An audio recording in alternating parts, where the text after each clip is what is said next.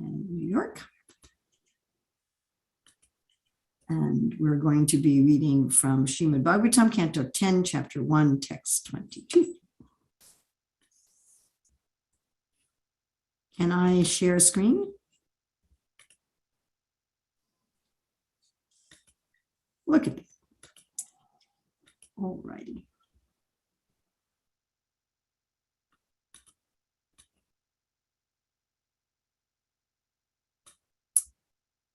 So this is the Advent of Lord Krishna introduction. It's interesting. In my systematic Bhagavatam reading, I'm just a little bit ahead of this myself. And I was just appreciating how much nectarian and amazing instructions there are in the first two chapters of the 10th canto.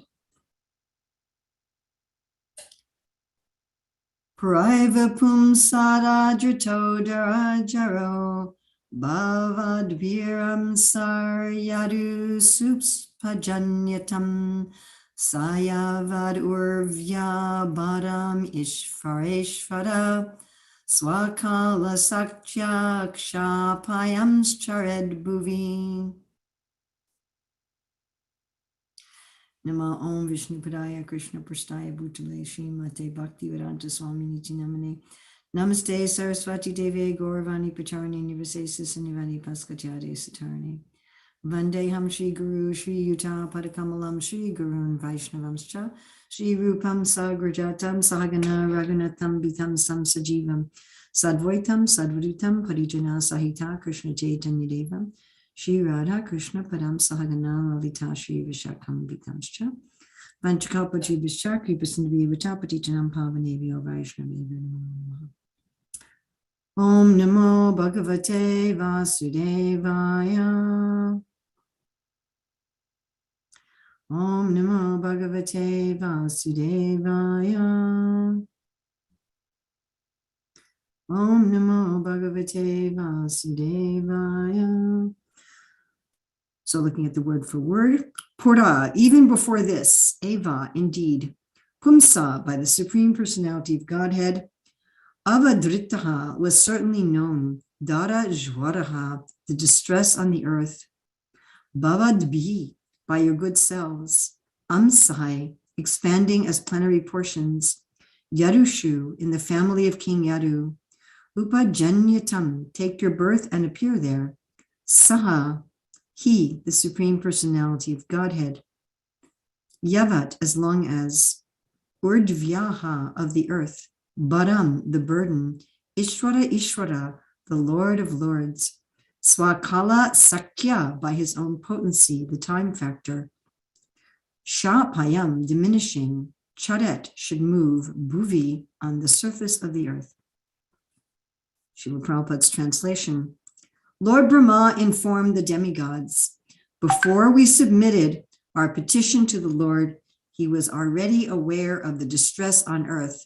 Consequently, for as long as the Lord moves on earth to diminish its burden by his own potency in the form of time, all of you demigods should appear through plenary portions as sons and grandsons in the family of the Yadus.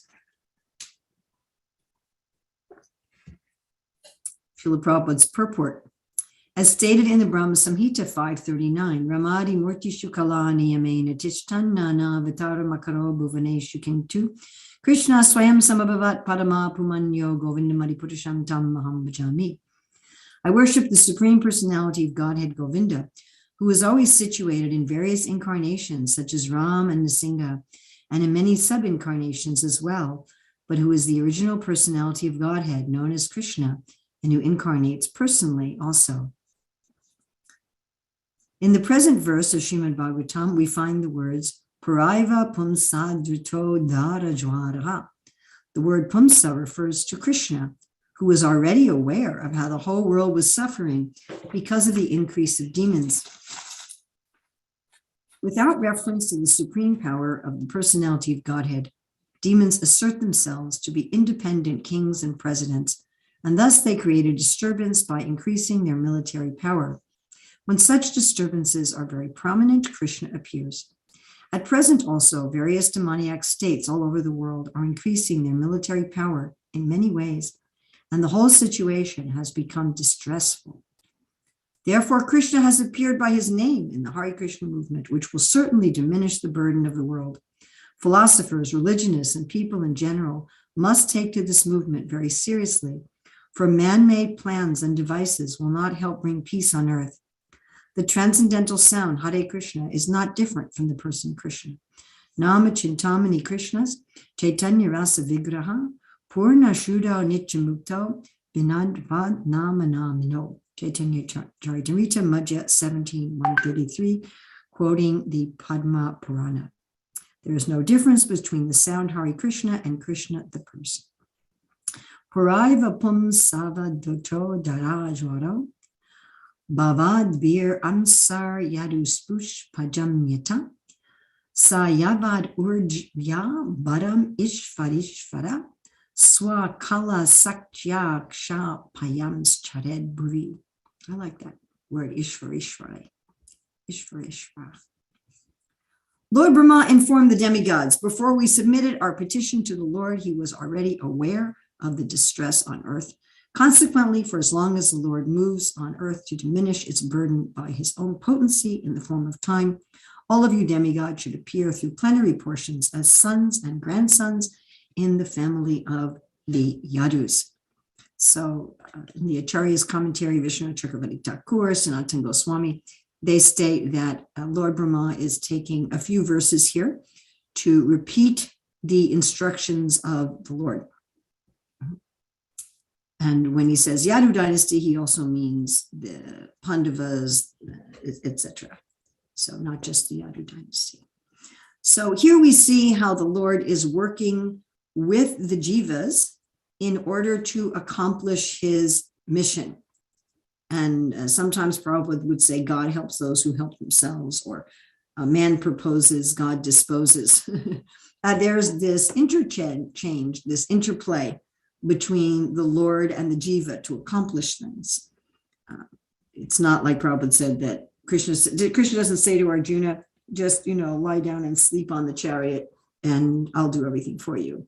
He says, everything's already done, but you have to be an instrument in the fight. So I want to look at this in three different areas. One is how materialists, they pray to God for something, but they also have to work for it in materialistic life. It's not just that you work for it, and it's not just that God gives you what you want. And then we want to look at this from the point of view of Lord Brahma, who is considered or categorized by Srila Rupa Goswami and Bhakti Rasamrita Sindhu as an appointed servant in this mood of dasya, in this mood of service. And then we're going to look at the devotees to whom Lord Brahma is speaking, where he's saying, go and take birth in these dynasties on earth. It's interesting, it says the sons and grandsons, but there were women too, that among the demigods who took birth on earth. So there's various degrees of cooperation by the devotees, of various types of devotees and so forth. All right, let's first look at the materialists. So there was, I don't know how popular it is anymore, but some years ago, there was a very popular philosophy circulating that if you could just simply tap into the universe properly and express your desires properly, then everything would happen with basically no effort on your part. Like you sort of sit in your room and you envision, a red sports car, and somehow you open your eyes and you look in your driveway and lo and behold, there is a red sports car. Now, we all have experience of things like this happening. I remember very distinctly when I was in Auckland, New Zealand, that I was walking to my room from somewhere. And I was thinking, I'd really like some cashews. And when I arrived at my room, there was a bag of cashews rubber band to the door handle. So these things do happen, but generally that's not the case, right? In fact, Krishna says this is determination in tamagun, in what Prabhupada calls a mode of ignorance, that you just kind of, lie on your couch eating potato chips and watching the sports games, and you think, I'd like to be rich. Rich, rich, rich. I'd like to be rich. I'd like to be rich. And lo and behold, nothing happens. The next day, you are still sitting on your couch eating potato chips, watching the football game, and you haven't become rich. That's usually how it works. And then they'll say, well, you just don't want it strongly enough, or you have low self-esteem or something. You think you don't deserve it. So you have to think you deserve it. So, I deserve to be rich. I deserve to be rich. And you just don't get anywhere. It doesn't go anywhere. Of course, even sitting down and meditating on something is also doing something. So you are still doing something. And in fact, people will sometimes put a tremendous amount of time and energy into their manifestation techniques.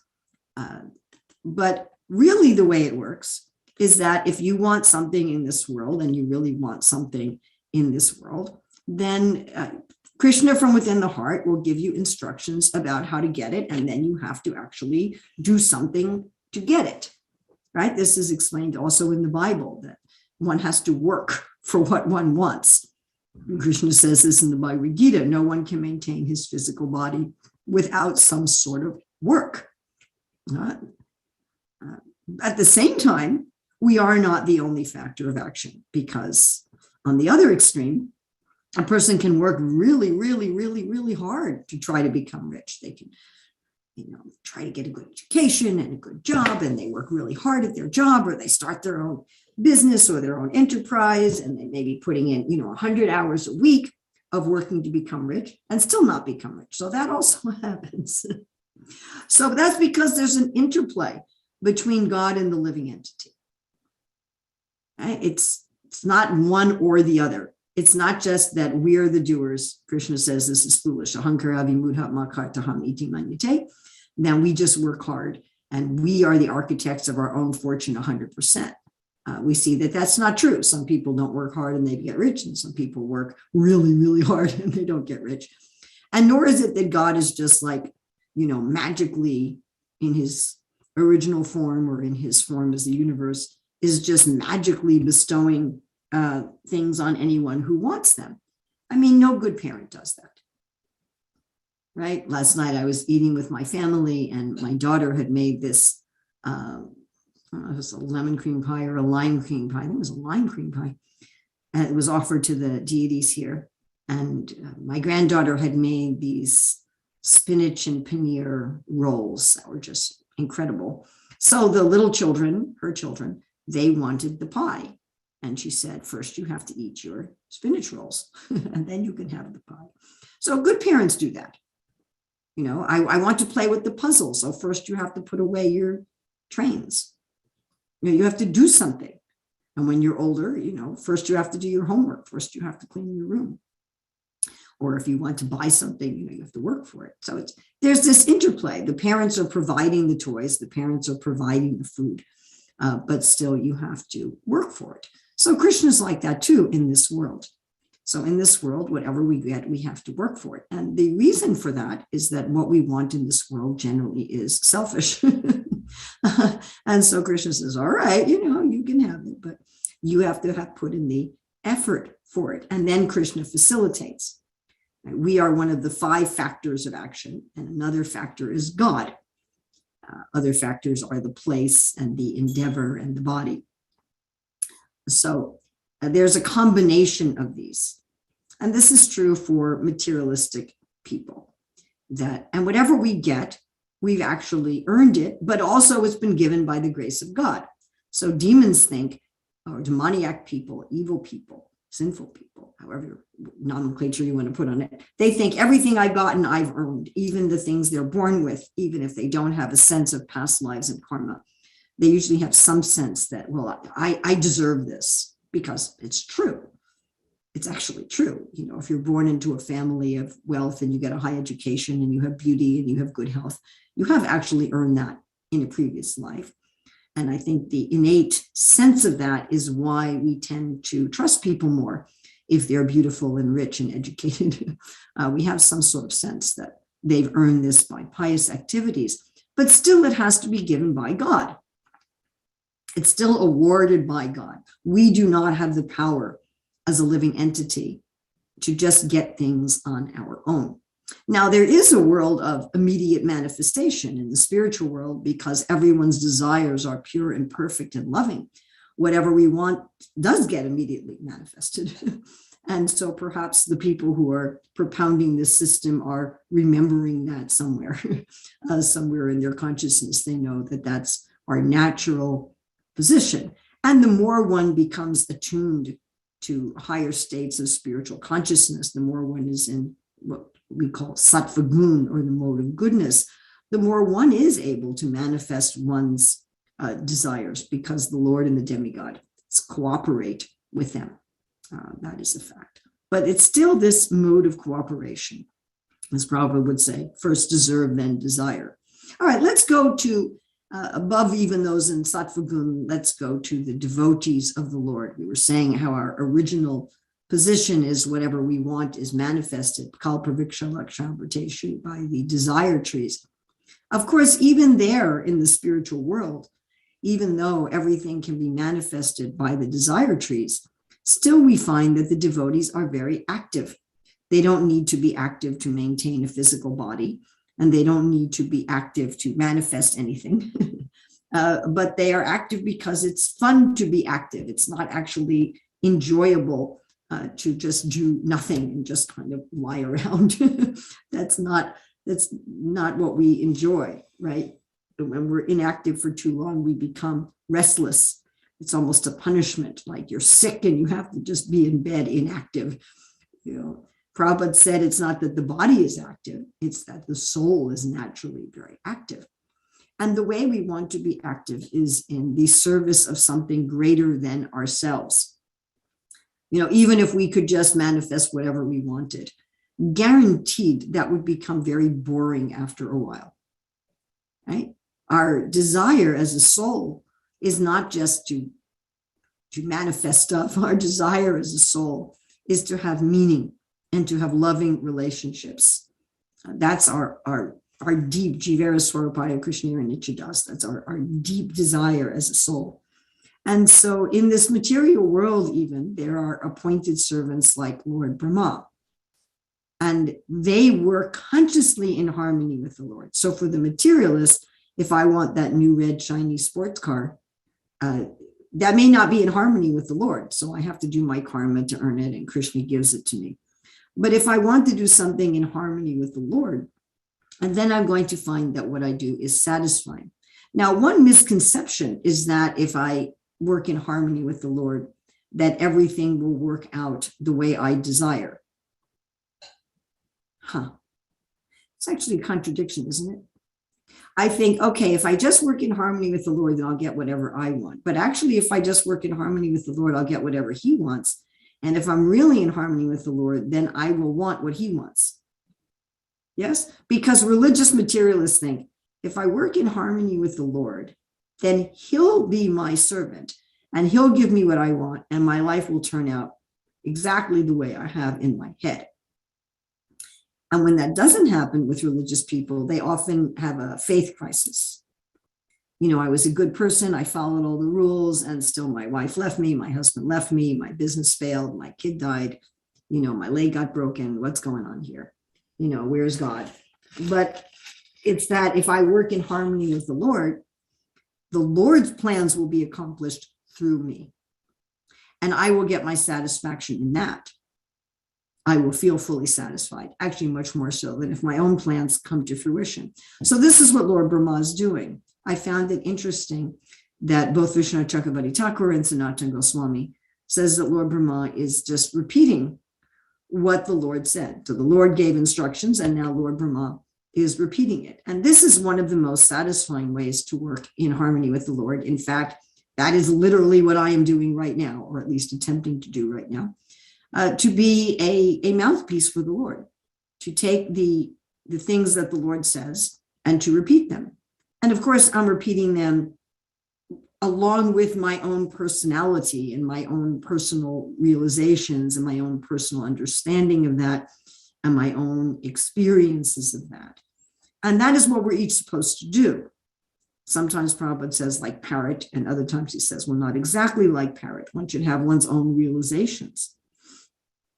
And therefore, it's nice to hear the Lord's words from a variety of devotees, each of which has their own life experience and their own flavor of realizations, where they can, how to understand this. I mean, even among our acharyas, Srila Bhaktivinoda Thakur explains the Lord's words somewhat differently than Bhaktisiddhanta, who's his own son. And our Srila Prabhupada, A.C. Bhaktivedanta Swami Prabhupada, also explains things according to his realizations and his life experiences. Srila Prabhupada will sometimes refer, to some specific experiences of his. He'll say, I was seeing this in the court, or I saw this in my business, or I saw this in my family or among my friends, and he's relating this, taking the Lord's word. So this is one of the best ways that we can align our own actions and our own desires with that of God, is by speaking his message. And this is true by speaking it not only with words. We can speak the Lord's message in paintings, in music, in dance, in our life. We can be exemplifying the Lord's teachings in the way we live our life. We can be speaking practically and physically, but somehow to be his messenger. And everyone can do this.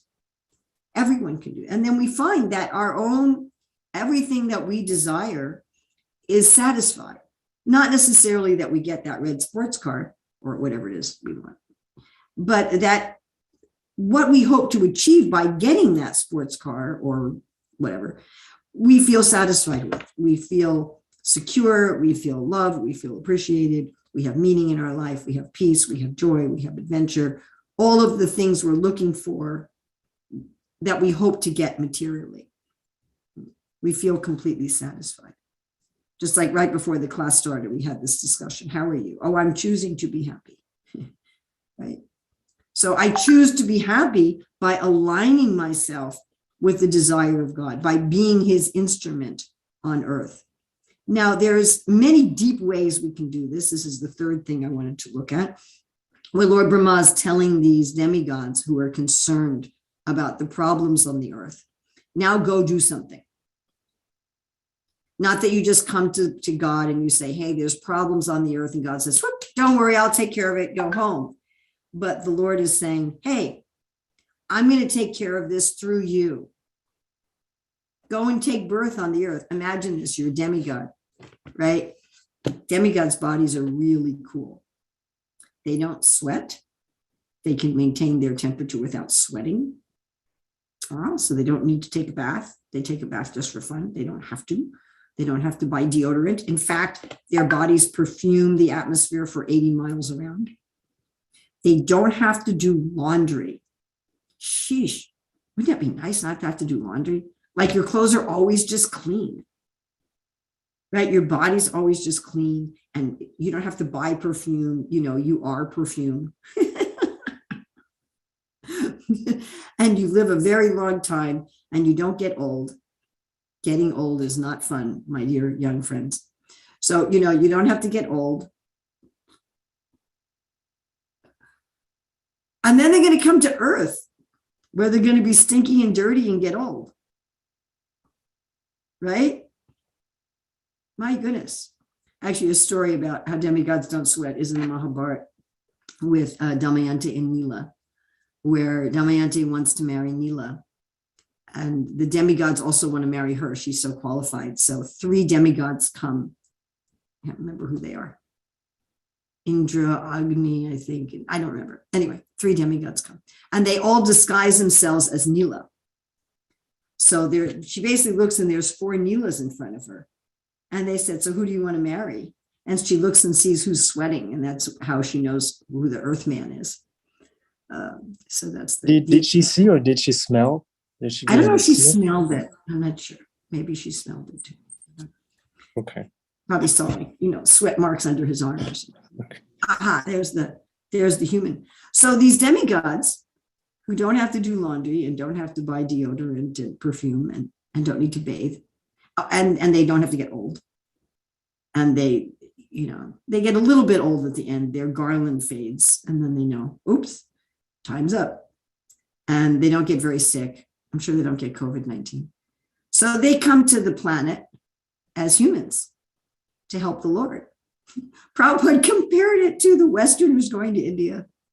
He said, you Westerners are very rich and you're very opulent, but you like to go to India for spiritual advancement. And I'm like, oh, Prabhupada gets it, sometimes it's hard. You think, well, I'm going to go to India. Gosh, in India, my place is not going to be very well heated or very well cooled, and I have to do my laundry by hand in a bucket. So the demigods are doing this. They're willing to come to earth to help the Lord in his pastimes because they love the Lord.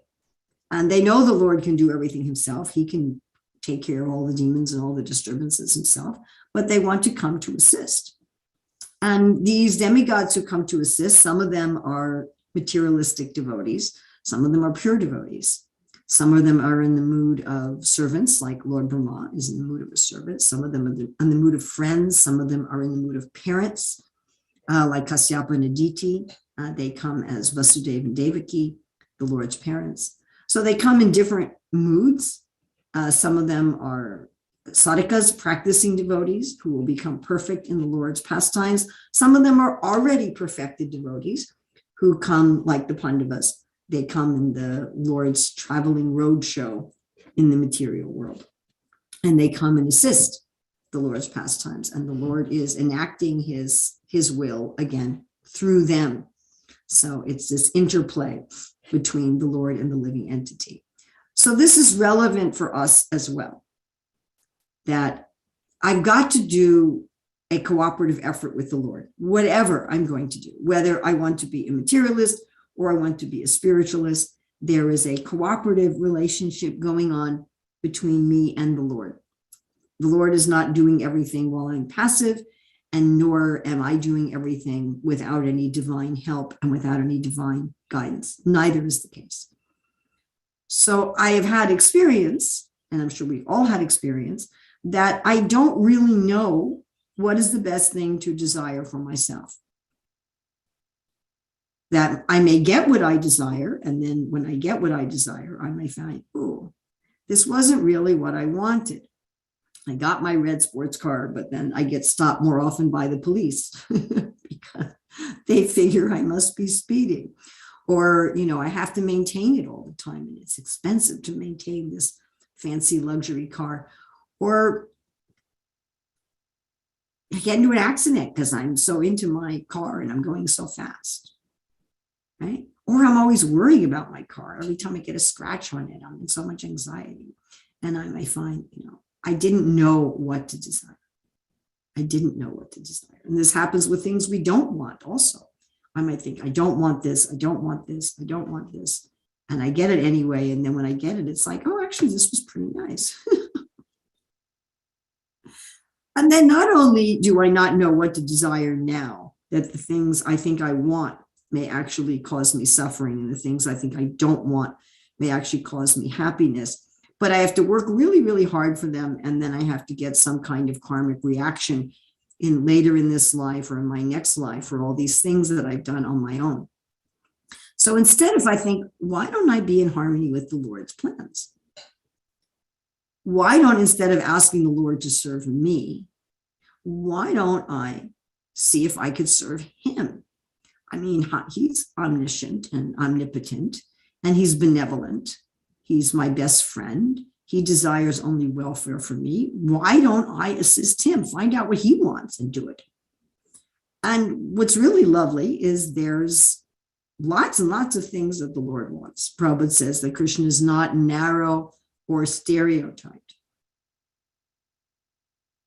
So just like these demigods have this whole plethora of ways in which they're assisting the Lord according to their own personal desires, their own personality, their own relationship with him, there's also, practically speaking, unlimited ways that we can assist the Lord. And particularly with Sri Chaitanya Mahaprabhu having this mission of spreading Krishna consciousness to the world. I mean, we can spread Krishna consciousness, again, in an unlimited number of ways. It's only constrained by our desires and our faith. There's so few things that are prohibited to us. I mean, it's interesting. You have some devotees who want to make everything very narrow and stereotyped and want to basically prohibit almost everything. You know, that all you can do is distribute books and have a kirtan or something. But it's not like that. I mean, we just can't eat meat, fish, or eggs, take intoxication, have illicit sex, and gamble. So, you know, you can't run a butcher shop for Krishna. You can't be, you know, run a prostitution ring for Krishna. You can't be a mafia boss for Krishna. But, you know, other than those things, whatever you want to do, you can, as Prabhupada said, dovetail. One can dovetail one's desires with the desires of the Lord. What would the Lord like? And what do I like to do? You know, what do I like to do? What am I good at or potentially can become good at? What does the Lord like to do? What does he want to do? And you put that together. And then you have this very satisfying life. Whether or not it looks that way externally, it doesn't matter. One will be satisfied in the external good times and the external bad times because one is finding one's satisfaction in one's relationship with the Lord, not from external things. So I was asked to leave time for questions before 8. So we can open this up to discussions and questions and chastisements, additions and subtractions. Thank you very much, Urmila Devi Prabhu. I just wanted to reflect quickly that what I like the point that you made, how what's active in you is not the body. What's active is the soul. I really like that. And I also like how Krishna told Arjuna, Arjuna, everything is done, but that doesn't mean that you have to sleep on the chariot and I'll do everything for you. So it's an interplay between us and Krishna and Guru, right? Absolutely. And the other devotees. Yeah. And the scriptures. Right. Nice. So you're the mouthpiece today. We're the earpiece. We're all serving Krishna. That brings satisfaction. Well, now you're being the mouthpiece. You know, it goes back and forth. Right.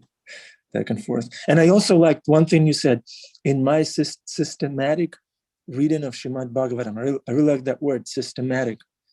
That's a sign of. Well, I do two kinds of reading. I do one kind of reading for particular purposes. Like, you know, I studied this verse today for this class, and I studied the Acharya's commentaries for this class. Then I also do at all times a systematic reading where I start at the beginning of a book and I just go through the book to read it. Now, I've already systematically read all of Srila Prabhupada's main books. I don't know if I've read every single one of the little books. And most of them I've read more than once. Some of them I've read dozens of times. But I still go through and do systematic reading. And at this point, I'm not really reading for information, but I'm reading for relishing. And so sometimes sometimes I'll just read one verse and purport in a day, and sometimes I'll read 10 or 20.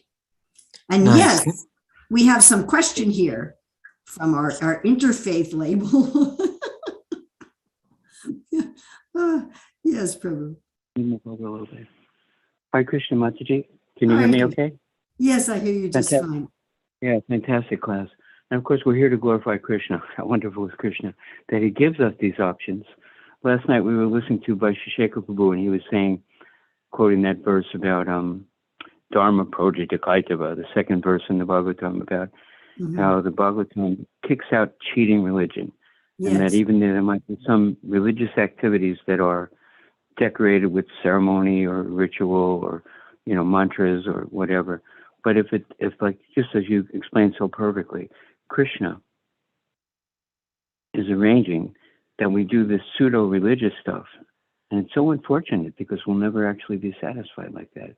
It's selfish, like you pointed out so nicely.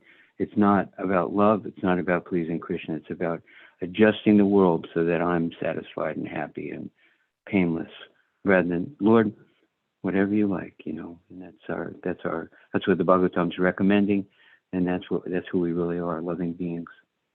A fantastic class. Thank you so much. Really, Thank really you. wonderful. That was just so well put. That was so We're well trying put. to repeat Srila Prabhupada. We're just repeating Srila Prabhupada in the Bhagavatam. That's all. That's all. How do we put our hand down? Oh, I can do that, I think. I don't know if I'm a co-host or not. Yeah, I can do it. I did it. There you go. Thank you. Anybody else? Gail. Hare Krishna Mataji. Yes, I just want to follow up on this, the body doesn't do anything statement. So when we say that, what we're really saying is that it is the activities of the body begin with the soul, isn't it? Is Yes. that what we, Yes. Well, the body is one of the 5 factors of action. It's the instrument that I'm using. But it's just like right now in my kitchen over there. So there's knives and spoons and rolling pins. I actually have 2 rolling pins because I forgot I had one and bought another one.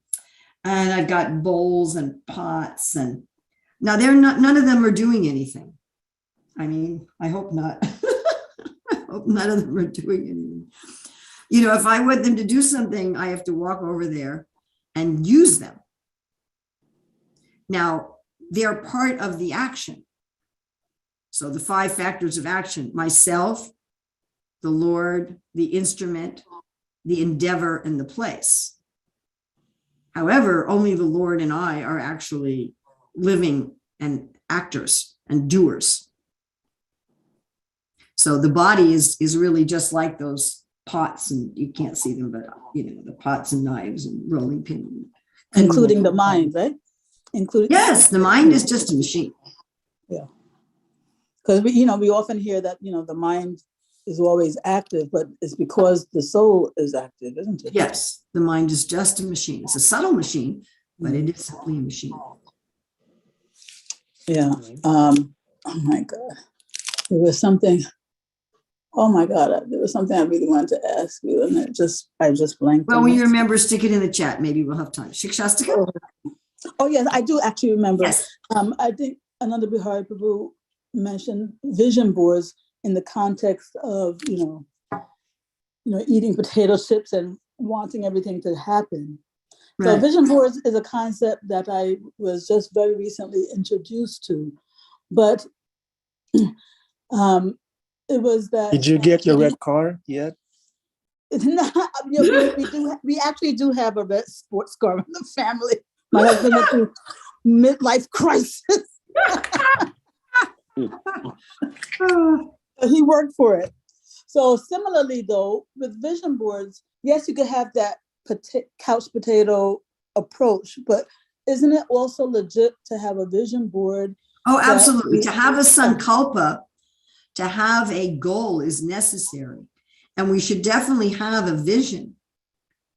You know, Srila Prabhupada's 7 purposes for ISKCON was a vision. One needs a sankalpa. One needs some goal, something that what one is trying to achieve. In fact, throughout the Shastra, whenever anyone prays to the Lord, part of it is asking for something. You know, the other day I had somebody request a meeting with me. So, I scheduled time and blah, blah, and we had a meeting, and I'm like, so what do you want? So what do you want? Why are you requesting a meeting with me? Is there something you want me to do? Is there something you need from me? I mean, sometimes we may want to just hang out with people just to hang out with them. But we should have a sankalpa for everything that we're doing. What do I want to achieve? And we can have a vision for what we want to achieve in service, as long as we're open and flexible about it. And working for it. And working for it. Open, flexible about it, and working for it. What I tell people frequently is have idea of where you want to go, what you want to achieve. Keep it open and flexible, because it may change with time. It probably will. And then every day take a step toward it. Even if that step is just thinking about it for a few minutes a day, every day take some step towards what your goal is. And ultimately our goal should be pure Krishna consciousness. But we may have another goal. We may have a goal to build a temple, or we may have a goal to distribute a certain number of books, or we may have a goal to really bring Krishna consciousness into my workplace, or, and as specific as you can make it while keeping open and flexible is very helpful. So to have a very specific idea at the same time, be open and flexible.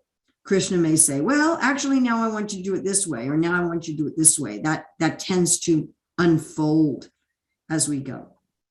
Or even like we want to have a bed and breakfast for Krishna, whatever it may be. And there can be other goals. I want to be peaceful when people insult me. And to take a step toward that, it's very important. It's not that these manifesting people get it all wrong. That's not the case. But it's also not to just, all I have to do is desire and God just does everything without that. That's ridiculous. Shikshastika. Yes, Hare Krishna. Thank you very Hare much. Krishna. I was just reading the Shikshastika prayers, actually. I finished the Chaitanya Charitamrita, the Bengali, and the translations and everything. And it's really beautiful because they're all couplets. But I had a question in regards to Sankalpa means goal, right? Yes. Okay. So, everybody may have a goal. I was just reading that when you have a natural goal, like toward your constitutional position of who you really are, that's actually a perfect goal. Yes. And so and that is considered to be not a desire. Right. So in other words, if I want to fully be who I am, that's not really a desire. That's considered desirelessness. So, but at the same time, we should desire what Krishna wants. I'm very afraid to desire what I want because I am so, my mind is always splayed out in many different directions. So how can I was just reading one of some of Lord Chaitanya's comments on the 8th verse of the Shikshastika prayers, and he was pointing out that Srimati Radharani, she didn't care if Krishna embraced her or if he left her brokenhearted. She didn't care about anything. She just wanted to please Krishna. So how can we increase our desire to that extent by following in the footsteps of, the servants of the Lord Chaitanya, and so that we can actually attain that kind of desire that will get us up off of our sofa? Well, just really briefly, because we now have 1 minute before the curtain opens. Okay, thank you. Wanting to be yourself spiritually is exactly what Krishna wants. Krishna wants you to be fully yourself. So if you want to be fully yourself, if you want to realize who you really are, that is what Krishna wants. So you can be absolutely 100% confident that that desire is Krishna's desire. That there's no question. If I want to realize myself in my eternal position in relationship to Krishna, that's what he wants for you more than anything else. And that is not really even a desire, because I want to be who I am is not really considered a desire. As far as our actions in this world, again, we want to be who I am in this world. What are my talents? What are my propensities? And to use that for Krishna. And I don't think you have to worry about it just so much that you're going to become frozen. Krishna has automatic means of correction. If you desire to do something in his service and stay open and flexible about it, if it's not his will, he'll let it be known. And you can say, my dear Lord, this is what I'd like to do for you. If it is your will, please facilitate it. If it's not your will, please don't, and let me be happy either way. So we have to, and now it's time to greet the deities. I hope that's helpful for you. Thank you. It's a deep question, so I hope that's helpful. Srila Prabhupada ki jai. Srila Prabhupada ki jai. Srimad Bhagavatam ki jai. Urmila Devi Dasi Prabhu ki jai. Thank you very much. Beautiful class, wonderful interaction in the end. The body doesn't do anything without the soul, not even sweating. And I think Urmila Devi Prabhu is one of the demigods that took birth just to help us through classes like this. I have to sweat on this earth now that I'm here. What to do? Yes. I have to wash my clothes. Okay. Yeah, she takes humble position. That's a devotee. Thank you very much, everybody. Have a wonderful day. Keep smiling. Keep your cameras on. Thank you very much for your big smiles. And yeah, Hare Krishna. See you again tomorrow. Another day in Lord Chaitanya's movement. Hare Bol. Hare Bol. Hare Krishna.